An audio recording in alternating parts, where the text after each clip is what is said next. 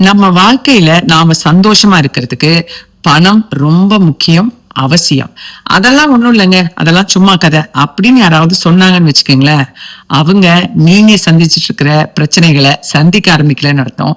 அப்படி இல்லைன்னா பொய் சொல்றாங்கன்னு அர்த்தம். அதெல்லாம் சீரியஸா எடுத்துக்காதீங்க, விட்டு தள்ளுங்க. ஆனா சந்தோஷத்தை விட முக்கியமான ஒரு விஷயம் இருக்கு. அது என்ன தெரியுமா?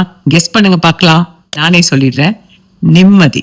பெரிய வசதி வாய்ப்பெல்லாம் இல்லாம நிம்மதியா வாழ்க்கையை நடத்திட்டு இருக்கவங்களையும் நான் பார்த்திருக்கேன்.